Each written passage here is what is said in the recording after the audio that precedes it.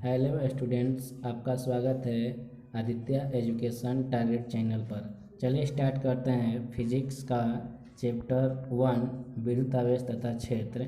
इसमें अति महत्वपूर्ण प्रश्न होगा जो एक ही क्लास में पूरा समाप्त होगा। अगर वीडियो अच्छा लगे तो लाइक, शेयर और सब्सक्राइब करना। चलिए स्टार्ट करते हैं प्रश्न नंबर 1। प्रश्न नंबर 1 है कि 1/4πε0 का मान होता है। 4πε0 का जो मान होता है 9 × 10⁹ न्यूटन मीटर स्क्वायर पर कूलम स्क्वायर, यानी ऑप्शन नंबर ए। अगला प्रश्न नंबर 2 कहता है निम्नलिखित में कौन संबंध सही है, मतलब कौन सा संबंध है जो सही है, यानी कि इसमें बताना है ए बी सी डी में कौन सा सूत्र जो है कि सही है। इसमें जो सही है ऑप्शन नंबर ए, ई यानी ई जो है विद्युत क्षेत्र तीव्रता को दर्शाते हैं, सूत्र होता है F/Q, इसलिए ऑप्शन नंबर ए। अगला प्रश्न नंबर 3 कि विद्युत द्विध्रुव आघूर्ण का SI मात्रक होता है कूलम मीटर। विद्युत द्विध्रुव आघूर्ण का SI मात्रक जो होता है वो होता है ए, यानी कूलम्ब मीटर। अगला प्रश्न नंबर 4 कहता संबंध Q बराबर N में निम्नलिखित में कौन N का मान संभव नहीं है। जो संभव मान है, देखिए जो संबंध Q बराबर N है वह पूर्ण संख्या होना चाहिए। इसमें जो C है पूर्ण संख्या नहीं है, इसलिए आंसर C होगा। अगला प्रश्न नंबर 5 आवेश का बीमा होता है। आवेश का बीमा जो होता है वो AT होता है। आवेश का बीमा AT, ऑप्शन नंबर ए। अगला प्रश्न नंबर 6 आवेश के पृष्ठ घनत्व का मात्रक होता है। आवेश का पृष्ठ घनत्व को जो होता है सिग्मा से दिखाया जाता है। सिग्मा बराबर होता है Q/A,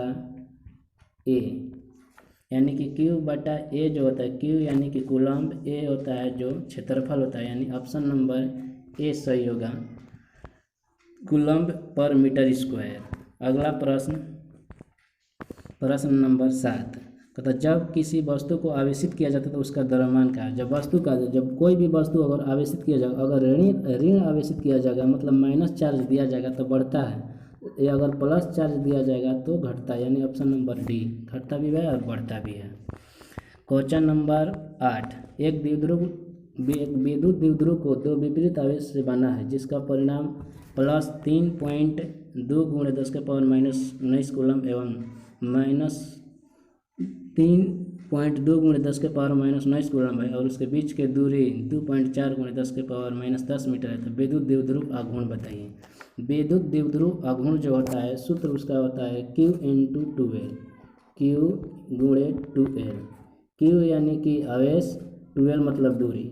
Q की जगह होगा 3.2 × 10⁻19 और 12 की जगह होगा 2.4 × 10⁻−10। इसको जब हल किया जाएगा तो आंसर होगा 7.87 × 10⁻27, यानी option number D, option number D. अगला प्रश्न नंबर 9 कहता विद्युत क्षेत्र E का SI मात्रक बताइए। विद्युत क्षेत्र E के मतलब होता है विद्युत क्षेत्र तीव्रता। विद्युत क्षेत्र तीव्रता का संकेत है E, कैपिटल E। तब जो उसका फॉर्मूला होता है विद्युत क्षेत्र तीव्रता का फॉर्मूला E बराबर F/Q, E बराबर F/Q। F यानी फोर्स यानी बल होता है, Q मतलब आवेश। तो बल का SI मात्रक न्यूटन बटा आवेश का कूलम, न्यूटन पर coulomb, option number B, option number B. अगला प्रश्न है जो इलेक्ट्रॉन का विशिष्ट आवेश होता है। इलेक्ट्रॉन का विशिष्ट आवेश बोल रहा है तो ऑप्शन नंबर ए होगा 1.8 × 10⁻11 C/kg।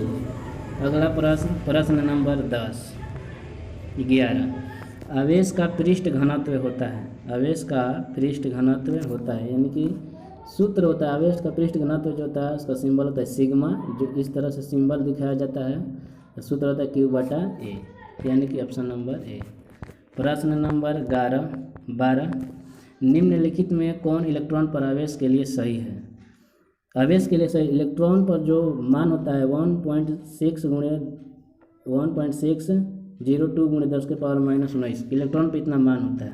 तो ऑप्शन 4 है A B C D। तो इसमें देखा जाता है कि जो 16 है इसमें 16 जो दिया गया है 16 तो इस 16 से सब में भाग लगता है कि नहीं, 16 में 16 से कट जाएगा, 16 में 16 से कट जाएगा, इस 16 से कट जाएगा। तो इसमें जो मान होता है, तो देखिए ध्यान से, इस पूछ रहा है कि निम्नलिखित में कौन इलेक्ट्रॉन पर आवेश के लिए सही है। तो इलेक्ट्रॉन पर मान पूछ रहा है कि इलेक्ट्रॉन पर कितना आवेश होता है। तो इलेक्ट्रॉन पर जो आवेश होता है ऑप्शन नंबर डी सही है। 1.6 × 10 के पावर 1.6 × 2 1.602 × 10 के पावर -19 इतना कूलम है। इसमें 16 दिया है, इसमें 18 दिया है, इसमें 17 दिया है, नहीं 19 वाला सही होता है। अगला प्रश्न नंबर 13, विद्युत क्षेत्र तीव्रता के एसआई मात्रक। विद्युत क्षेत्र तीव्रता के एसआई मात्रक, विद्युत क्षेत्र तीव्रता को ई से सूचित किया जाता है। सूत्र होता है F/Q। F का एसआई मात्रक बल होता है यानी न्यूटन, Q का आवेश यानी कूलम, ऑप्शन नंबर बी।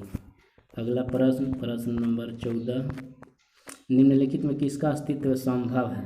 किसका अस्तित्व संभव है। इसमें दिया है 3.2, 6.4, 2.4, 1.6। तो 1.6 × 10 के पावर 19 कूलम होता है। ये इलेक्ट्रॉन पर चार्ज जितना होता है। अगर इससे 16 इसको मान लिया जाए, 10 मान लो हटाकर अगर 16 मान लिया जाए तो 16 से 64 भी कट जाएगा, 32 भी कट जाएगा, 24 नहीं कटेगा, यानी ऑप्शन नंबर सी। अगला प्रश्न नंबर 15 कि एक स्थिर आवेश उत्पन्न करता है। देखिए एक स्थिर जब आवेश होगा तो केवल विद्युत क्षेत्र उत्पन्न करेगा, लेकिन जब गतिशील आवेश होगा तो विद्युत क्षेत्र और चुंबकीय क्षेत्र दोनों उत्पन्न करेगा। तो हम लोग का आंसर ए होगा, केवल विद्युत क्षेत्र। अगला प्रश्न, मुक्त आकाश की परावैद्युता ε0 होती है। यानी मुक्त आवेश का मतलब होता है निर्वात में, यानी फ्री स्पेस, जहाँ कोई स्पेस ना हो। यानी इसका जो राइट आंसर होगा, सही आंसर 8.85 × 10 के पावर -12 फैराडे पर मीटर। अगला प्रश्न नंबर 17 प्रश्न है कि एक कूलम वह आवेश है जो 0 से 1 मीटर की दूरी पर स्थित समान आवेश पर लगता है। तो कितना हो सकता है। तो ऑप्शन नंबर इसका सी होगा, 9 × 10 के पावर 9 न्यूटन। अगला प्रश्न नंबर 18 यदि दो आवेश के बीच की दूरी यहाँ पर दूरी छूट गया है, बीच की दूरी दुगनी कर दी जाए तो उसके बीच के लगने वाला बल होगा तो 1/4, ठीक है, 1/4 होगा। अगला प्रश्न नंबर 19, एक बिंदुवत आवेश Q से R दूरी पर स्थित बिंदु पर विद्युत क्षेत्र तीव्रता का परिणाम होता है। तो इसका जो आंसर होगा 1/4πε0 × Q/R², ऑप्शन नंबर बी। अगला प्रश्न नंबर 20, आवेश का एसआई मात्रक होता है। आवेश का एसआई मात्रक कूलम होता है। बहुत सिंपल क्वेश्चन है, आवेश का एसआई मात्रक कूलम, यानी ऑप्शन नंबर डी। अगला प्रश्न नंबर 20, विद्युतशीलता ε0 का एसआई मात्रक होता है। तो होता है कूलम स्क्वायर पर newton metre square, option number A. बहुत इंपॉर्टेंट प्रश्न है। अगला प्रश्न नंबर 22, 8 कूलम ऋण आवेश से उपस्थित इलेक्ट्रॉनों की संख्या।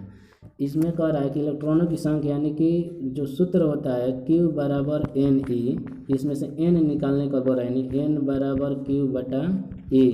Q के स्थान पर 8 होगा, E के स्थान पर इलेक्ट्रॉन का मान होगा 1.6 × 10 के पावर -19। जो भाग देकर आएगा आंसर आएगा ऑप्शन नंबर ए। अगला प्रश्न, विद्युत क्षेत्र E में P आघूर्ण वाले द्विध्रुव पर लगने वाला बल आघूर्ण है। बल आघूर्ण को टाउ से सूचित किया जाता है। इस तरह से जे को उल्टा कर दिया तो टाउ का होता है। टाउ बराबर सूत्र है PE sin थीटा। तो इसमें ऑप्शन जो है option number 2 PE sin theta. अगला प्रश्न, दो बिंदु आवेश के बीच F न्यूटन स्थिर वैद्युत बल कार्य करता है। यदि आवेश को के परावैद्युतांक के माध्यम में रख दिया जाए तब यह बल होगा, यानी तब यह बल F/K होगा। K एक प्रकार का नियतांक है, F यानी बल है। अगला प्रश्न नंबर लास्ट, एक माइक्रोकूलम तथा 4 माइक्रोकूलम के दो आवेश एक दूसरे के कुछ दूरी पर वायु में स्थित है तो उन पर लगने वाला बल का अनुपात होगा। ये आंसर जो इसका होगा 3, यानी कि 1.1।